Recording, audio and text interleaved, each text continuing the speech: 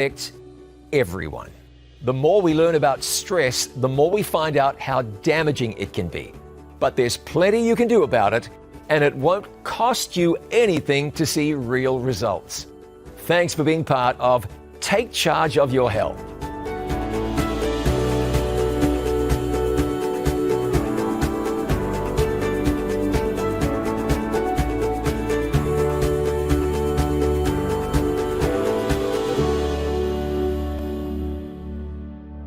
This is Take Charge of Your Health. I'm John Bradshaw. Thanks for joining me.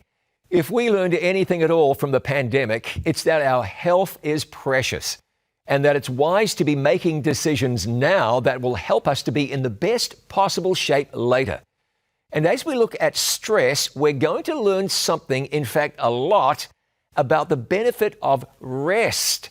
We're going to learn about an ancient anti-stress remedy that's helped literally millions of people ward off the damaging effects of stress. Tonight, we will speak with medical professionals. We'll be inspired by real-life stories of people who've seen great results. Dietitian and health professional Dr. Faye Kazi is going to stop by, and Dr. Steve Lee is going to show us how easy it can be to exercise effectively. Chef Arnie will also be joining us. So let's get started. Now, to discuss rest, I am joined by a panel of physicians. Dr. Roger Schwelt is a pulmonologist, critical care specialist, and sleep specialist. He's based in Redlands, California. Dr. Schwelt, thanks very much for being here. Thank you. Dr. Mark Sandoval is the medical director at Uchee Pines Institute, located in Seal, Alabama. Dr. Sandoval, certainly appreciate you taking your time. It's good to be here. And Dr. Naren James is the medical director at the Optimal Health Center based in Chattanooga, Tennessee. Dr. James, thank you very much for giving your time. It's great to be here. Thanks. Now, let's talk about rest. I want to start with you, Dr. Schwelt. Let's begin at the beginning. What's rest? And really what I mean by that is what constitutes good rest, the kind of rest the body needs and just can't do without? Well, it's very interesting, John. Rest is basically stopping what you're doing previously. So if we're talking about awake, resting from being awake is being asleep. And for that, the recommendation is for adults at least 7 hours of sleep per night. If you're talking about work, rest would be, a weekend. If we're talking about other things, there's rest involved there on a weekly basis as well. So if we're talking about sleep specifically, 7+ hours per night of sleep is the recommended from the American Academy of Sleep Medicine. Dr. Sandoval, let me ask you, does that vary from person to person, from age group to age group? And I want to ask you this, what about the people who say almost boastfully, I get by on 4 hours of sleep a night? So 2 questions for you, really. Does it vary from people group to people group, demographic to demographic? And can you get by with significantly less than those 7+ hours? Well, there are variations that individuals can have in regards to sleep needs. And in fact, we find that there are variations from age to age. So younger individuals needing more sleep, older individuals actually getting some less sleep. As far as ethnic groups, I don't think that there are major variations between ethnic groups because there's basically laws that govern the function of our being. And those laws dictate how much rest that an individual needs to have. What about the folks who say, well, I get by in 4 hours, 5 hours, 4.5 hours? Can you cheat it, really? Well, the answer is no, you can't cheat it. There are some individuals that appear to function okay on a lesser amount of sleep, but if we actually studied them and we looked at how their functionality would be when they got a sufficient amount of sleep, we would find that their productivity would increase. And so we have basic needs. We need to meet those basic needs. And when we get outside of the confines of those basic needs, then we have dysfunction. Dr. James, what are some of the negative byproducts, really the negative effects of someone getting not enough sleep? Maybe there are short-term effects and effects that might be seen over a longer period of time. What might they be? Well, there is just a lot of data on sleep deprivation out there that's quite remarkable. I mean, sometimes worse than alcohol on the road and so forth. That'll be more probably protracted.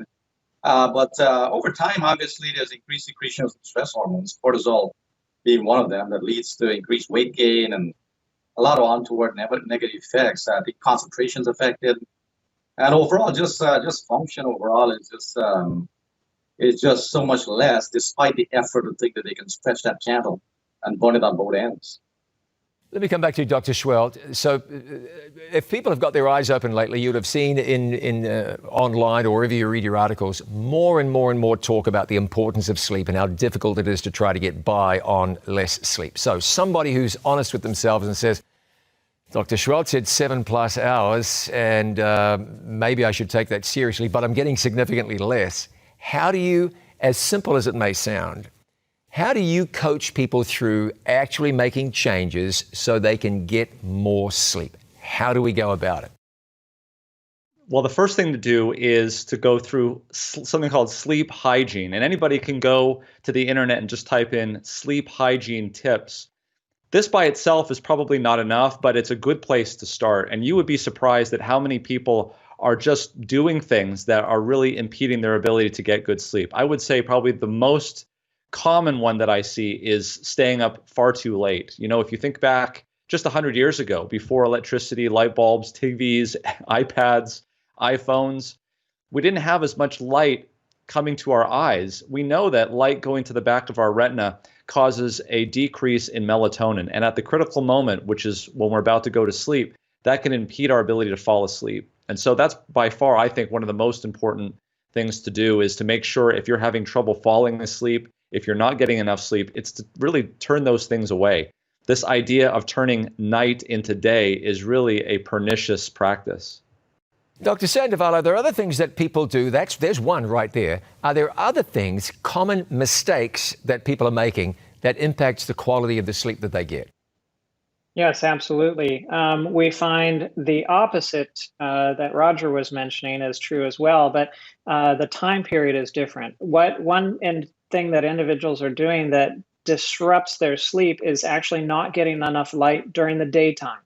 And it's not the amount of light that an individual has, but the type of light. So if you are getting indoor light and that's what you're getting during the daytime, your production of melatonin during the nighttime is significantly reduced. But if you get outdoors and you get actual sunlight, then you have a significantly increased production of melatonin during the nighttime. Dr. James, what does food have to do with this? Diet have to do with this? Is diet in any way connected with the kind of rest, the sort of food you eat, and when you eat? Does that impact the quality of rest, understanding how important rest is? Oh, definitely. I think the recommendations to eat several hours before bedtime. I think maybe 3 or 4 hours before bedtime. Too often, eating just before bedtime has so much effect. Your stomach keeps working. There is reflux, gastroesophageal reflux, what we call GERD, which can interfere with sleep and the ability to get to what you call REM sleep or rapid eye movement sleep. I'm sure we'll talk about that later. But basically, we have to get into deep sleep. And I think too often people just don't build rest into their schedule. They just think of it as an unnecessary intrusion into their very busy lives. Unfortunately, evidence over time has proven that to be wrong. As a matter of fact, if you look at our own society right now, we have gone to, before we did always have a 5-day work week. At one point during the war, I was told that women they found that people they put them to work way over many hours and they had more accidents, and they had less productivity. So over time, even the government has come to recognize that people are better off getting the cycle of rest. And that's pretty much built in by the Creator. We just can't overcome a natural thing that's been built into our system for rest. Dr. Schwelt, Dr. James has mentioned REM sleep, rapid eye movement sleep. So there's different kinds of sleep, different stages of sleep. Walk us through some of that. Yeah, so at the very beginning of sleep, you've got something called slow wave sleep, concentrated toward the beginning of the night. And toward the end of the night is REM sleep, or rapid eye movement. Let's talk about rapid eye movement first. As he mentioned, rapid eye movement sleep is a sleep where typically you dream. It's typically where your body is completely paralyzed. It doesn't move, and that's a good thing because you don't want to be acting out your dreams. As we mentioned, this is more towards the end of the night. You may recall sometimes when you dream, it's right before you wake up in the morning, and that's why that's the case. The thing about REM sleep, in addition to making your body paralyzed, it makes your neck muscles paralyzed. And so because of this, people with the symptoms of obstructive sleep apnea could find that their sleep apnea might be worse at those times. And so we may be trying to get the right quantity of sleep, but if we don't have the right quality of sleep, if we're snoring or if we're overweight, if our person next to us that's sleeping hears us snoring, this is also a reason to maybe get on the phone with your doctor and get a sleep test to make sure that that's not happening, because that can have a lot of consequences. And then real quickly, going back to the beginning of the night, slow wave sleep is a completely different type of sleep. It's more physically restorative, and it's actually connected with the secretion of growth hormone. There's been a lot of interest in this type of slow wave sleep. So if you're going to bed late, you're missing out on a lot of those hours. And as many famous people have said in the past, that the hours before midnight are worth twice as much as the hours after midnight. And it's interesting to see how science is bearing that out. So it's significant that we actually get to bed at a realistic hour and build that into our schedules. Dr. Sandoval, so someone snores and bothers the person next to them. The quality of their sleep is not great. When that person comes to you and says, "Doctor, what do I do about my snoring?" and maybe that's associated with sleep apnea and maybe it's not, how do you counsel them? Well, the major factor that contributes to sleep apnea and snoring, the concern about snoring is the fact that the neck muscles are relaxing, and that is causing the tissues to relax back, and then it's starting to obstruct the airways. And if you are snoring, there's a good chance that you actually are stopping breathing for periods of time at night. And the major reason for that is weight. So having an individual that's overweight or obese and that extra weight pushing down on that area. And so the major recommendation for that is weight loss. And how much weight loss does an individual need to have? Well, it depends. Really, it depends on the individual. There's a family member of mine that's built somewhat like I am, which is fairly thin, but had an extra, maybe 5 pounds or 10 pounds on his belly. And after he lost about 5 pounds, the sleep apnea went away. But other individuals have a significant amount of weight that is contributing to that. There are some dental implants that individuals can use, an oral device that kind of helps to push the lower jaw out to create a little bit of space. And there are some other interventions. But the major one that people can take charge of on their own is that of losing weight. Dr. James, someone comes to you and they say, "Look, doc, I just can't sleep." Before you go to medication, and we'll talk about that a little bit later, what are the things that you say, okay, try these things. I want you to try these things. What are 2, 3, 4, 5 things that you would say to a patient, here's what I want you to try? Yeah, as a board-certified family physician for the past 27 years, I can tell you this is a frequent, often people come to me and just, their first response is some sleep medicine. And the first thing I discuss with them is sleep hygiene. And essentially, it's just going back to what we just talked, like, for example, how do you prepare yourself for bed? I mean, do you take a lot of naps during the day? If you take a lot of naps during the day, you're probably not going to be sleepy. If you're not physically active during the day, you're probably not going to have a reason to feel like you need to rest. So you have to build your whole schedule around getting some rest at night. So sleep hygiene includes avoiding caffeine for sure. And I usually tell people come to me and say, only take 1 cup in the morning. I said, look, if you're having a sleep problem, you need zero caffeine, period. You don't have the luxury of drinking any coffee or a caffeinated drink. So getting rid of anything that mitigates that. A big thing also is just dealing with the mind. So much of sleep is not just comfort. It's just people getting their minds wind down. They're just looking at things or reading things that are too stimulating just before bedtime. Extremely damaging. You have to be winding down. You have to get the routine where you're literally winding down and your body is aware that, yes, I'm about to go to sleep. Dr. Schwelt, let me ask you about medication. Because when you start to talk about sleep problems or sleep challenges, I think many people think, well, that's easy, sleeping pills. Are they the best option? Are they a good option? How should we relate to pharmaceutically induced sleep? So, sleep medicines have been studied, and actually there's been quite a number of studies that have looked at this. And this is what they found. In a very short-term type of use, they can be helpful for people who have a very acute problem with trying to fall asleep. But really, they should not be used for more than 6 weeks in general. And when they looking at the type of therapies that we as sleep physicians and family practitioners do, we're talking about, we can talk more about this, but sleep restriction therapy, cognitive behavioral therapy, these are therapies that don't involve medications at all. When they compared those type of therapies with just straight out medication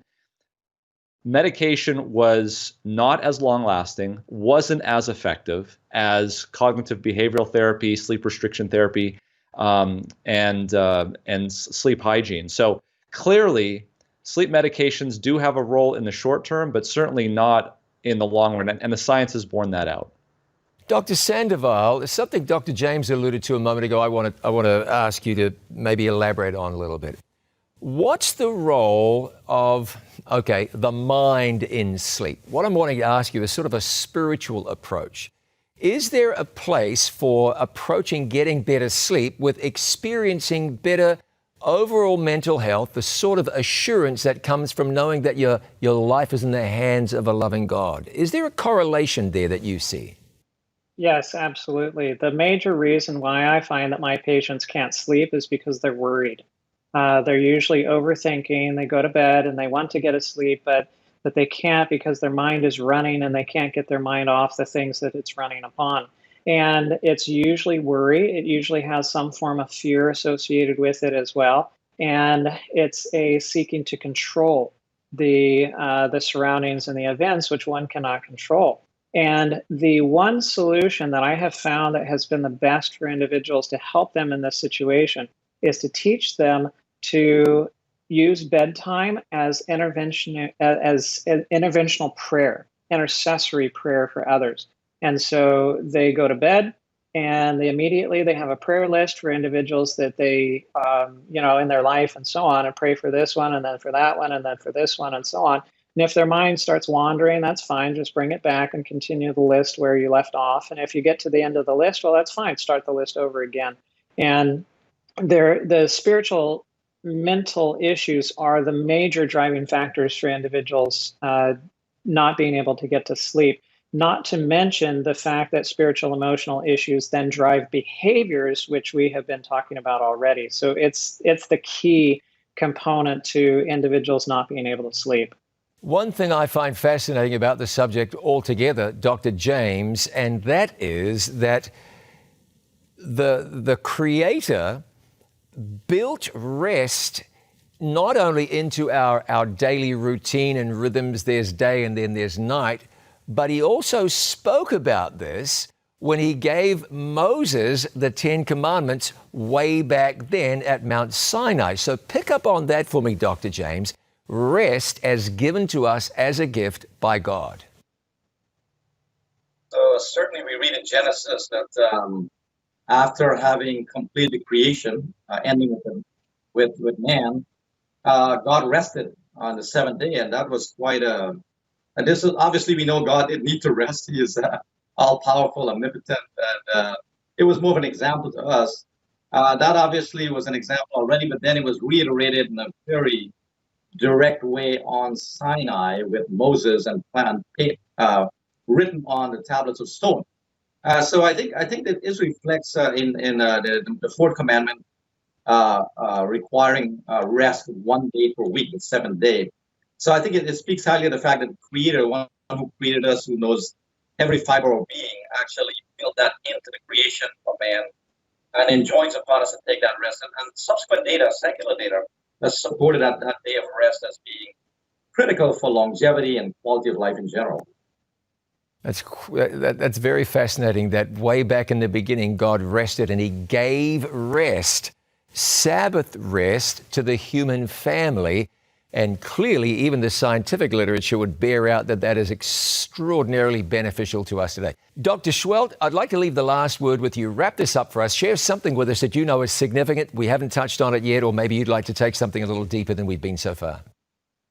So one of the things that I'm really interested that I've seen is a study regarding immunity and natural killer cells that was done in Japan with people walking in the forest. And so what they did was they had these tourists walking through the forest as compared to a city, and they measured these chemicals that were coming off of the trees, these phytotides basically. And when they measured them, they found that just walking in a forest actually increased the amount of natural killer cells. And what they found after they tested it was the results of the increased immunity lasted for about 7 days. And so you could basically get a increase in your immune system if you did this once every 7 days. And I thought, how interesting is that? That once every 7 days, a rest from the city, a rest from the busy workplace, going into the forest and communing with nature and taking a rest from what you're doing is just enough to increase your immunity in that sense. And I think the more that we look at this in science, the more we start to see this period of 7 days. Dr. Roger Schweltz, sleep specialist, Redlands, Southern California. Thank you very much for joining us. I appreciate it greatly. Thank you. Dr. Mark Sandoval from Uchee Pines Institute in Seal, Alabama. Thank you. I'm so grateful to you for taking your time. My pleasure. And Dr. Naren James from Optimal Health in Chattanooga, Tennessee. Appreciate you being here, Doctor. Thank you so much. It's been a pleasure. Thank you, sir. Let's go to Phoenix, Arizona. I'm joined by Tony Anobli. We're going to talk about rest, and I'm going to ask Tony about something that has worked for him. Tony, thanks so much for joining me. It's a privilege to be here, Pastor John. Always good to see you. Thank you. Hey, thank you. Now listen, when it talk about rest, the doctors will tell you, get your 7+ hours in, relax, back off from those things that wind you up and cause stress. But when we talk about rest, let me ask you, is there something that has worked for you? Sure, and I thank you for that question. And I'll tell you, Pastor John, I grew up in a Christian home. I'm a pastor now, but I grew up with a mindset in our house that the biblical Sabbath was a day to rest. So the first thing I would say to you, that it was a mindset. On Friday evening, and we believe in our home, it was sundown to sundown, Friday night to Saturday night. It was a different mindset. So already, we'll get to the physical rest in a second, but my mind, you're at ease. Whether I was a student in the elementary academy and then in college, or now, I've been working for 37 years, the ability to know just mentally that on Friday evening, I'm going to be able to rest. And Sabbath just was a special day because I knew I didn't have commitments. I didn't have to worry about other things. I could enjoy that relationship with God. And it really is something that just revives your body. And I think that's why God put it in place even from the beginning. So how do you think that works? In some people's minds, they say, well, wait a minute, that's my busiest day. Got to run the business on that day. I have had student friends ever since I can remember who have said, I just don't study on that day. It's the day of rest. Their friends in university are saying, how in the world do you get by? So how do people get by? We both know business owners who shut the business down on that day, students who don't study, and so on and so on. And it seems like they're not disadvantaged. How's that? Well, yeah, not only are they not disadvantages, in my opinion anyway, and in my experience, it's the opposite. I'm a workaholic, and I know you, I know how committed you are. And I'll tell you, even recent events here in the year 2020, my life pretty much came to a stop in terms of, because of what's going on. And I didn't realize how fast I was going. And I think that happens to a lot of us. We're just life in the fast lane is so consistent that if we don't stop, first of all, we're killing ourselves, literally. So not only does it not disadvantage you, you're recharging your batteries. I mean, if you enter into this, and I happen to believe the Bible with all my heart, so God is giving me a defined period of time to rest, physically, mentally, spiritually, emotionally. So, when I had exams and I was in college, I remember how refreshing it was Sabbath to just rest. And then I would hit the books Saturday night or Sunday, whatever, but I was in a better spirit. I was literally refreshed. So, yeah, I don't think it's a disadvantage at all. And I'll talk to business owners like you have that have put God to the test in that sense, and they have been abundantly blessed because it really does allow you to slow down and recharge and give you energy for the following week of labors or studies or whatever it is. So spiritual health and mental health are very, very closely related. So what do you think this does for a person's relationship with God? If they are saying, I'm stopping down here for this 24-hour period, what do you think that reminds us of in terms of who God is and the role God plays in our life? Yeah, and that's a great question. And again, if you look at the Bible says that God, created 1, 2, 3, 4, 5, 6. On the seventh day, he rested from his labors, and he saw that it was good. So if I take that and recognize that this is the time that God wants to talk to me, and I'm intentional, and I use that word intentionally, focused on him, God does amazing things. And so, he talks to us in different ways, and everybody has their journey. Mine is that I will meditate on his word. And I've tried even recently, a lot of people, and there's nothing wrong with reading the Bible all the way through as quickly as you can. I think that's great. Anything in God's word is good, but I've tried to slow down and say, Lord, today I'm going to focus on this, this, and this. Help me understand your word thoroughly. And Sabbath allows me, not because of a pastor, but in my spiritual journey, it allows me to see what God wants to tell me and connect in a way that I don't normally during the week. And I'll be honest, my mindset shifts on Saturday night until the following Friday afternoon. I'm in work mode. And of course, I love God and I have my daily devotionals. But Saturday, the Sabbath, is a moment in time when I can connect in a special way with God. And I believe that God, because he promised that he does, opens the windows of heaven on that day in a special way, because he's looking forward to spending that time with me as well. As important as rest is, and the experts tell us it's more important than most of us will ever realize, God too has given us rest. It's a gift intended to be a blessing. Tony Ginobili, I really appreciate you taking your time. Thanks for joining me. Thank you. Joining us once again is Chef Ani. Chef Ani, welcome back to Take Charge of Your Health. Thank you, John. Ani, tonight we're dealing with stress and rest in particular. So what do you have in the way of food that can help with that? John, I really think you're going to like this recipe. I call this one my refreshing watermelon cooler, but you could basically call it stress-reducing watermelon cooler because the ingredients help reduce stress. So our first ingredient is watermelon. Cut into this big watermelon here. It's good to have a good sharp knife and some muscles for this. Look at that. Isn't that beautiful? Watermelon is actually the fruit of choice for people who are looking to relieve stress.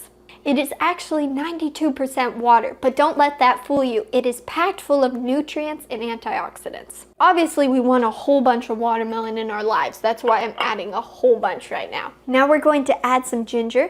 Ginger actually helps reduce stress as well, and it helps with worrying, which is really good. Now, an easy way to peel ginger is just to use a spoon to scrape off the peel. The next thing we're going to add is some lime juice.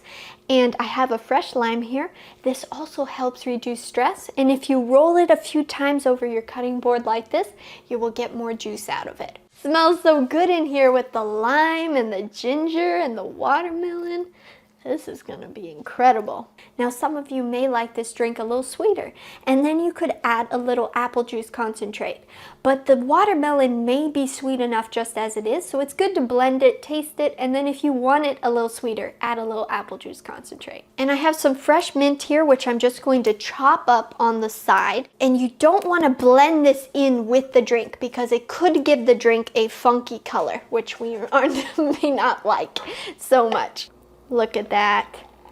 That is happiness in a glass, don't you think? And there you have it. This is my stress-reducing watermelon cooler. I hope this brings some sunshine and happiness into your life. Ani, that's the kind of drink I could imagine myself drinking on a tropical island, maybe a little umbrella stuck in the end of it with my family. You know what? I haven't tasted that drink, but I already feel less stressed. That is wonderful. Ani, as always, thank you so much. It's my pleasure. It's time now to bring in Dr. Faye Kazi. Dr. Faye Kazi is a registered dietitian. She is a health professional. She is an author. She has had her own research published in peer-reviewed journals. In other words, she knows what she's talking about. Dr. Faye Kazi, welcome to Take Charge of Your Health. Thanks for joining me. Thank you again for having me. It's a pleasure to be here. Hey, let's take a few moments to talk about nuts. When you're talking about your health and your diet and getting the good things in, as well as getting the bad things out, nuts are really, really good for you. Tell me how good and why, and tell me things I may not even know already. Sure. So nuts are actually what we would describe in the nutrition world as a complete food.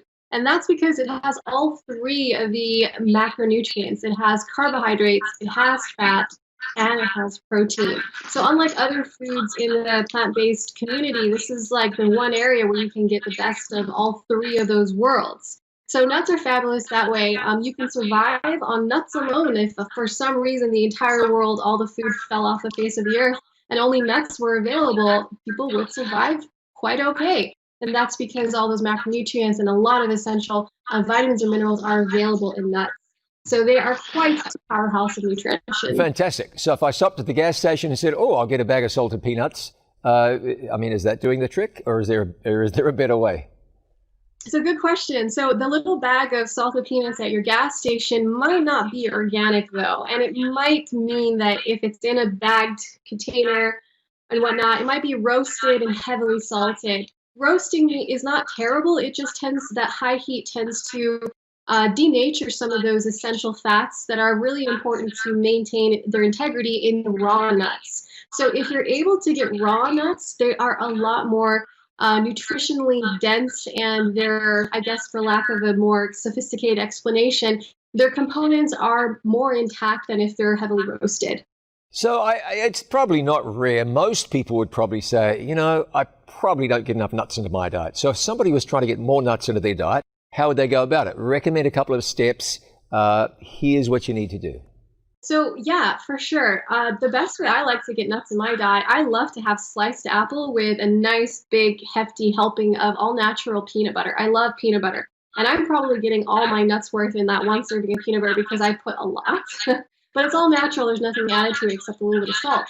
That's one way. Another way is, for example, in my cookbook, I talk a lot about it. It's creating salad dressings through nuts with the use of nuts. You soak the nuts and then you blend them in a Vitamix and make it really smooth and creamy. And you do that mostly with cashews. It's wonderful. Another way is to make your desserts with a lot of nuts. We were talking earlier, for example, baklava, which is a typical Lebanese, very famous dessert. It basically has the base, all the stuffing is ground nuts. And so there's lots of great ways you can incorporate nuts in your diet, and you can always use almond meal to bake your cakes. It's basically ground blanched almonds, and so you can incorporate different types of nut flours into your cooking. So there's lots of wonderful ways to do it, and I even make a walnut. I make burgers I love to make burgers using walnuts. You ground the walnuts and you use that as a really great texture and substance. It adds a lot of almost meatiness once it's cooked. So it's quite wonderful. And yes, there are lots of ways to incorporate nuts. The thing about nuts too is they're just so good. So you can leave out something that's not so good and say, I'm going to eat nuts instead. You'll love them. Do yourself a big favor. So we know that in your book, The Earthy Canvas, you'll have plenty of recipes incorporating nuts. By the way, you can get that cookbook. It's fantastic at itiswritten.shop and other places as well. Dr. Faye Kazi, thank you. Really appreciate you joining me. Thank you so much for having me again.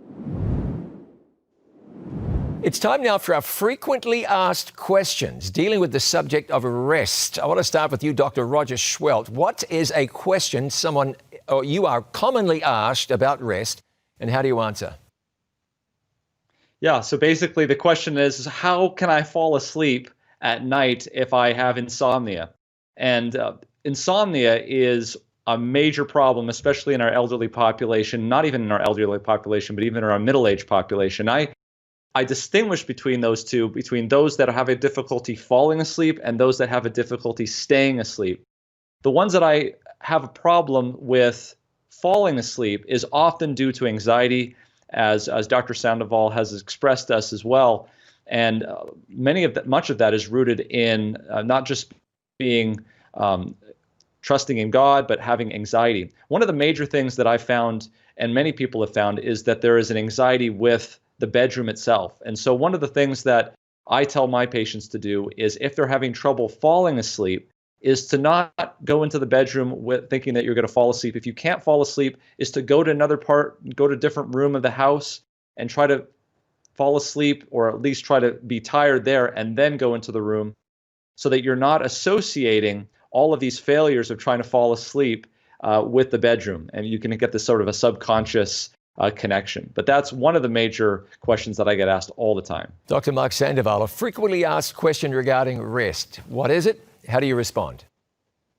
Well, it's a similar one. It's about how can I stay asleep or how can I go to sleep? And one of the things that I have recommended for individuals, looking at the life of Jesus, we see that his life, he was very active, of course, during the day. But we also find that he spent significant time in prayer at night.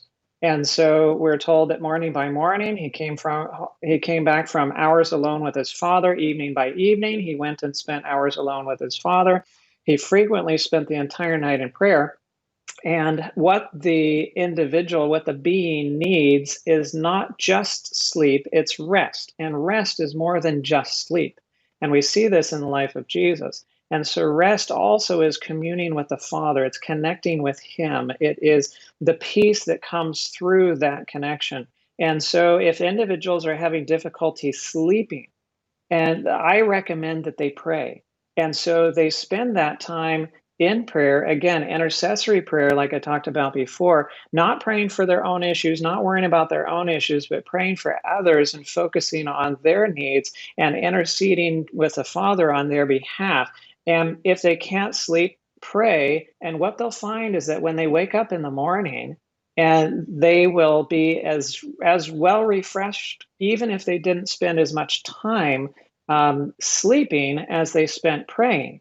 And one can put yourself in God's hands and say, okay, you, Lord, can choose how long I stay awake or how long I pray, both of which are restful, and I can be refreshed in the morning. Dr. Naren James, frequently asked question regarding sleep. Go ahead. It's hard to escape the same question to all of us. Basically, how can I fall asleep? I can tell you somebody has on my schedule insomnia is a complaint. They have to show up. It's a felt need. It affects them in many ways. And generally, I kind of tend to see it as more as a symptom of a deeper underlying problem.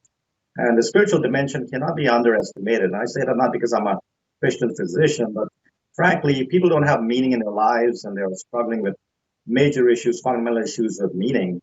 It's going to carry over into their sleep and the ability to rest. And too often we're too caught up in ourselves and our need to get out there beyond ourselves, like has been alluded to in our conversations here, is so important. So I think I cannot go far away from that spiritual dimension that Dr. Sandoval has well touched upon. And I do take the time to address it because it is so often just a symptom of an underlying problem that's deeper. Dr. Schwelt, is there another frequently asked question that you receive, that you often hear on the subject of sleep?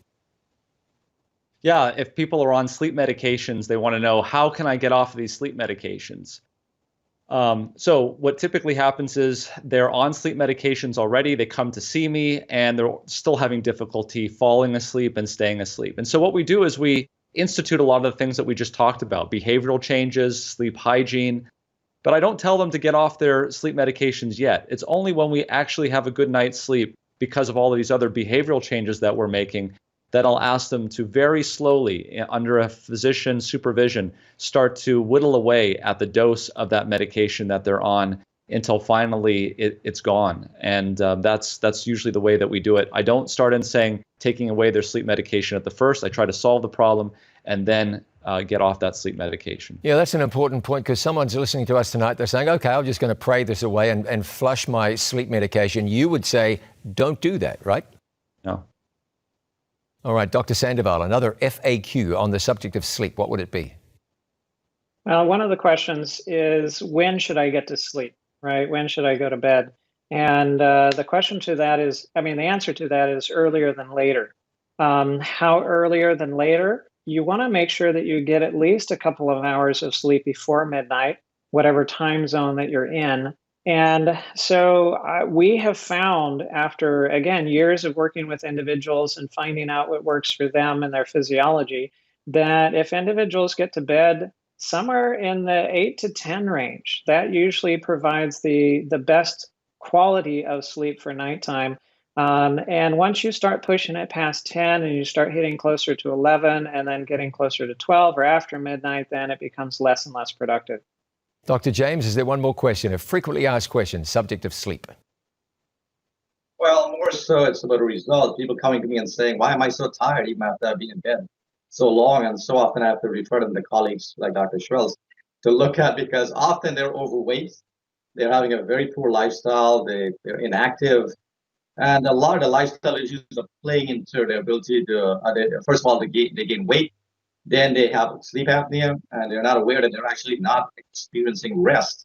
What do you call that? Deep sleep, mentioned the REM sleep, because they have obstructive sleep apnea. It's quite common, more than we realize. And primary care physicians is manifested in so many ways: high blood pressure, diabetes, just resulting from purely having not the an unrecognized diagnosis of obstructive sleep apnea. So that's a frequent thing I have, is people just feeling unrested even after they've been in bed so long.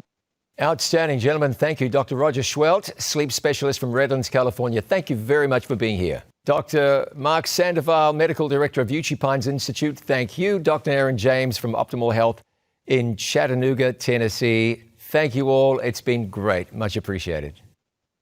Thank you. Pleasure. I am joined now by Dr. Cedric Pritchett, who is a pediatric otolaryngologist based at the Nemours Children's Hospital in Orlando, Florida. Dr. Pritchett, thank you so much for joining me. Pastor Bradshaw, good to see you. Hey, Happy and my pleasure to be with you. Thank you. Let's do a little interpreting, though. An otolaryngologist, you're an ENT, right? Correct, and that is a mouthful. That's intentional, but I can't claim responsibility for choosing the title of the profession. Yes, right. So as we've been going through Take Charge of Your Health, people have been learning things that are going to really transform their lives. There's one thing that I want to talk to you about, and that's this. When it comes to medical situations, sometimes things just look hopeless. They just look difficult. But very frequently, even though things look grim, there's a way through. So talk to me about your work and maybe share an experience or two about where you've seen difficult situations really work out well.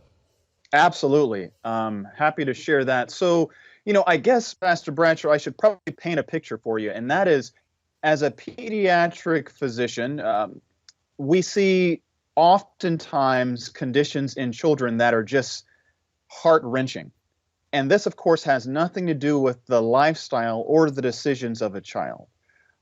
We see blindness, crippling, deafness, all kinds of challenges that children were born with. And it reminds you of that John 9 parable or discussion in the Bible. I have a particular interest in hearing loss. And so a good bit of my practice is in serving children and families where that child is born unable to hear.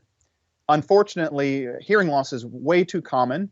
At least 2 to 3 children out of 1,000 are born with this, but by the time they're 12, that number swells.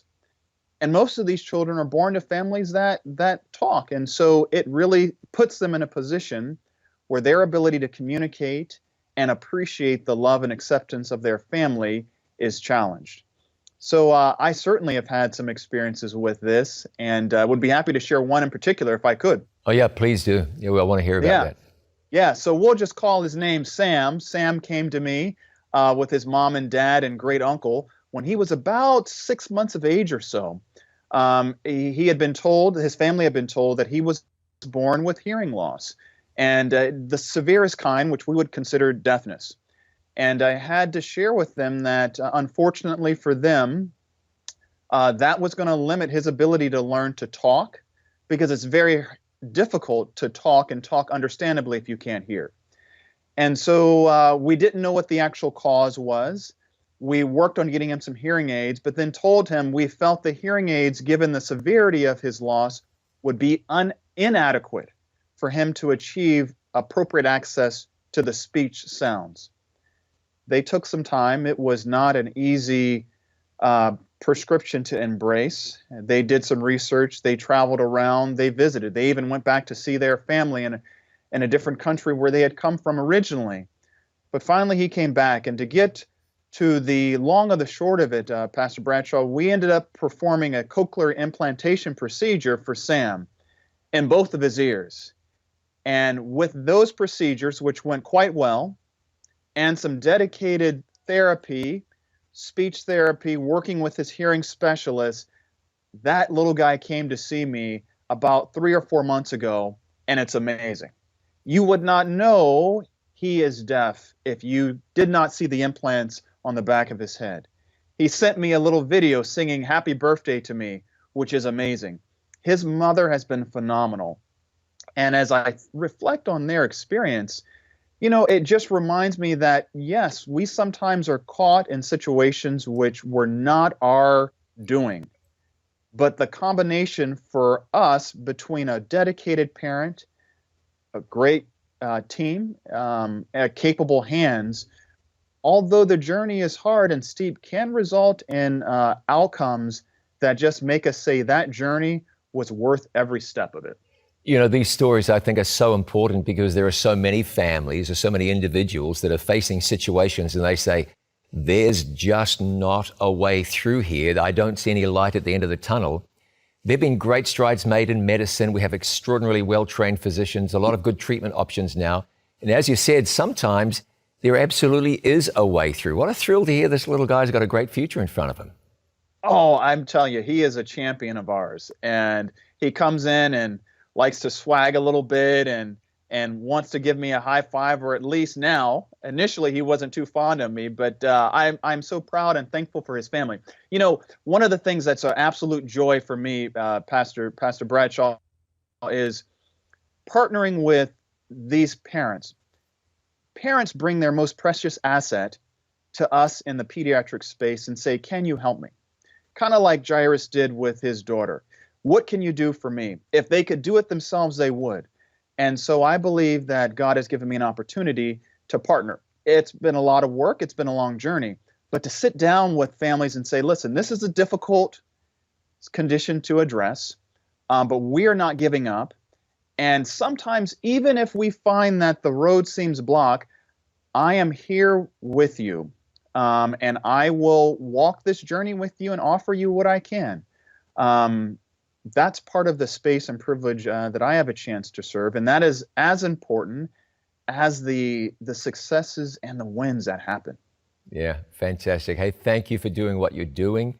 Thanks for sharing that heartwarming story. It reminds us again, when things seem difficult and hopeless, well, they might be difficult, but they're not hopeless. Very often there's a way through. Thanks so much for what you're doing, and thank you for joining me.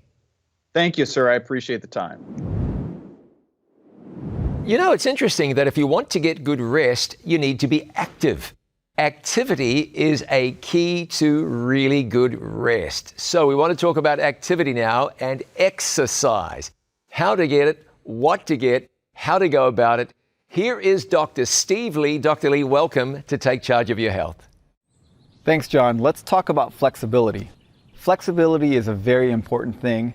It allows us to go through our entire range of motion and reduces injury.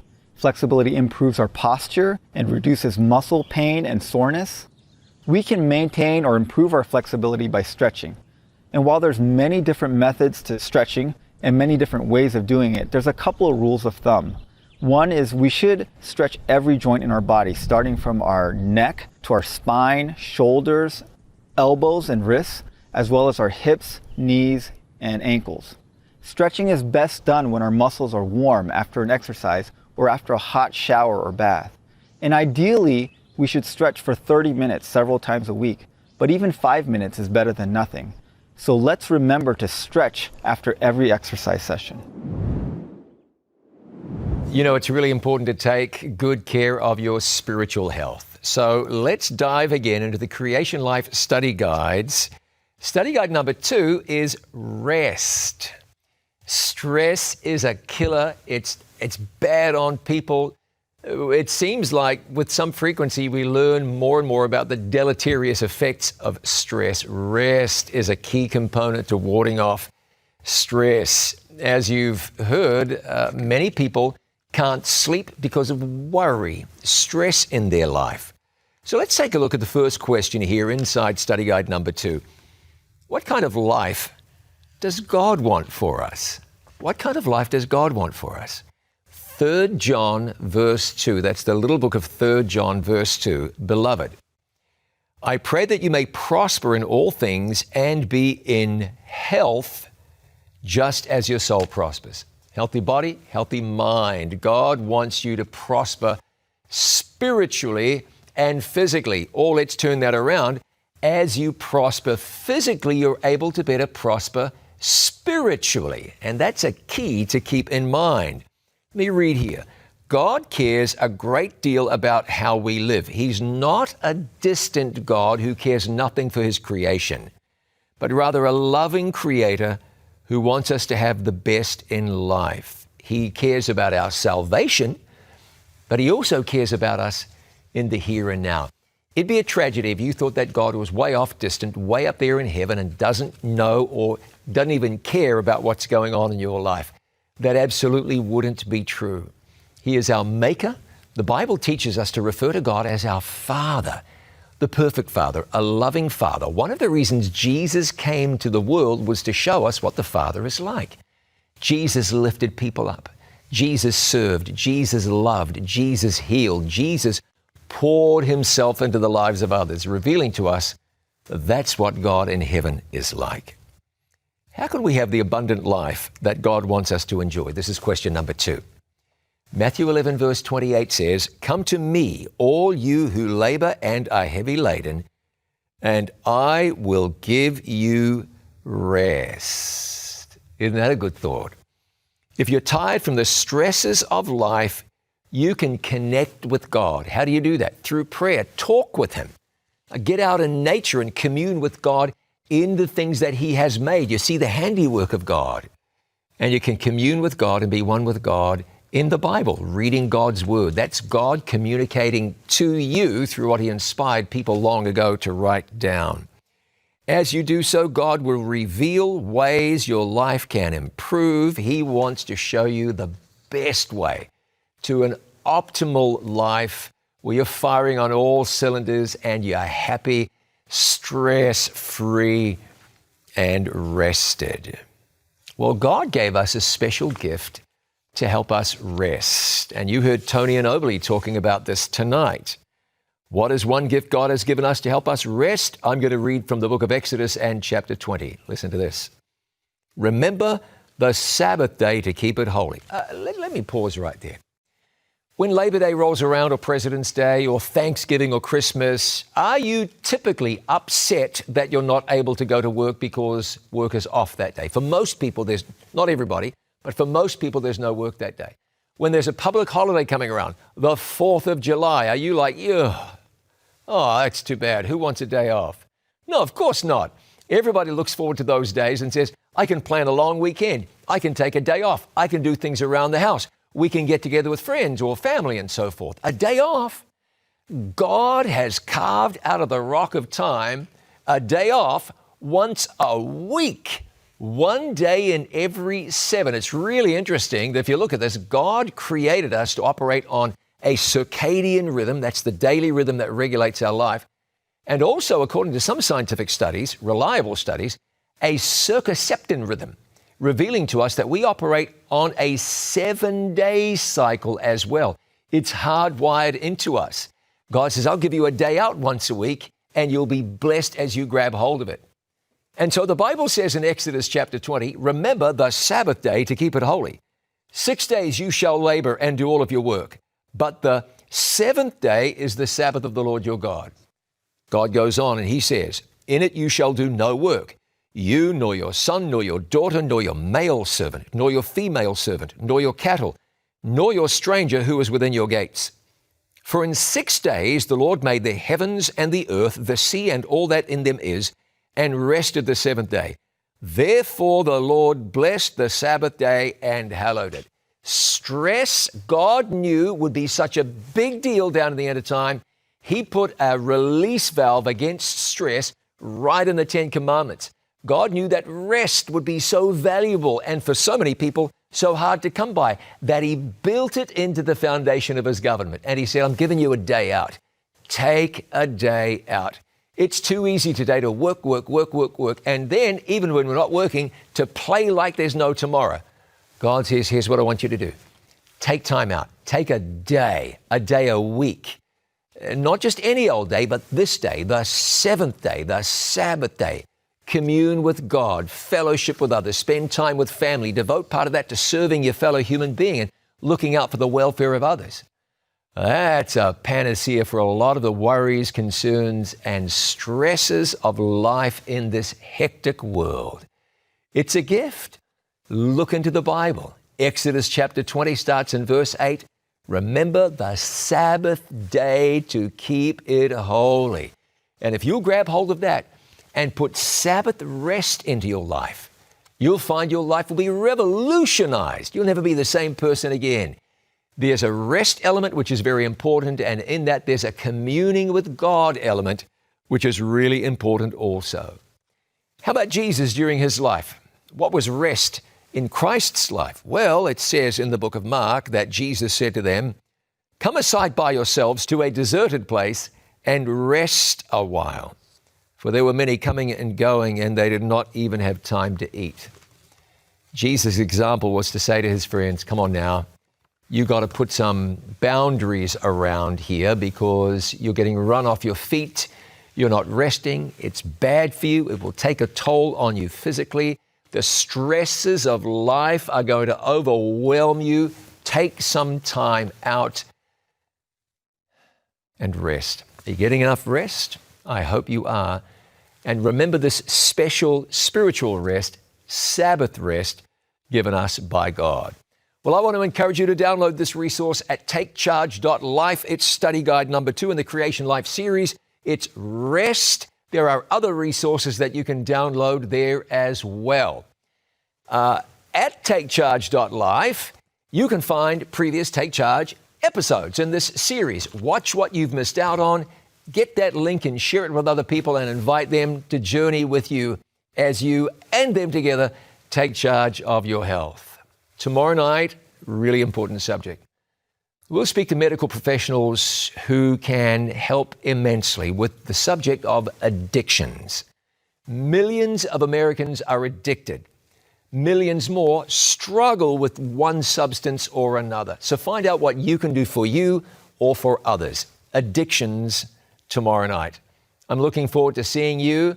You'll hear success stories that will just blow your mind. Looking forward to seeing you then tomorrow for more of Take Charge of Your Health.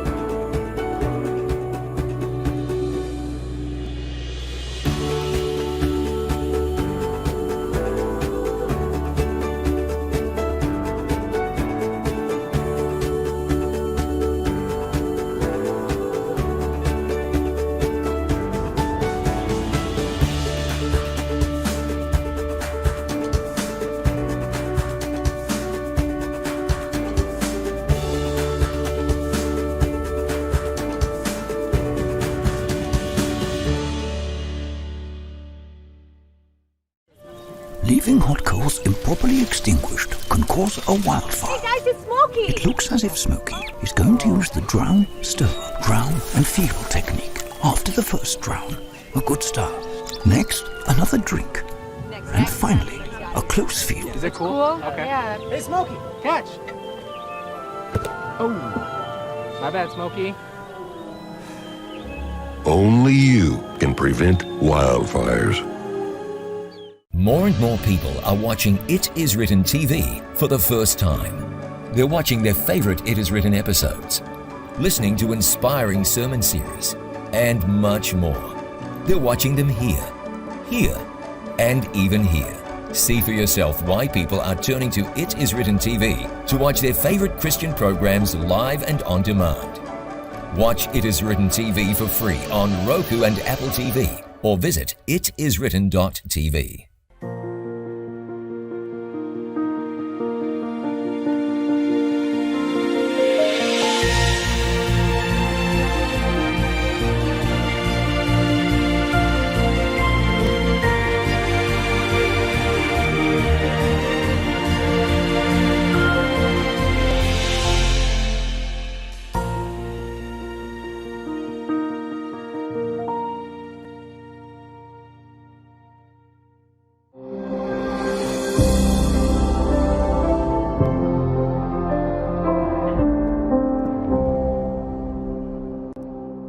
It's great to be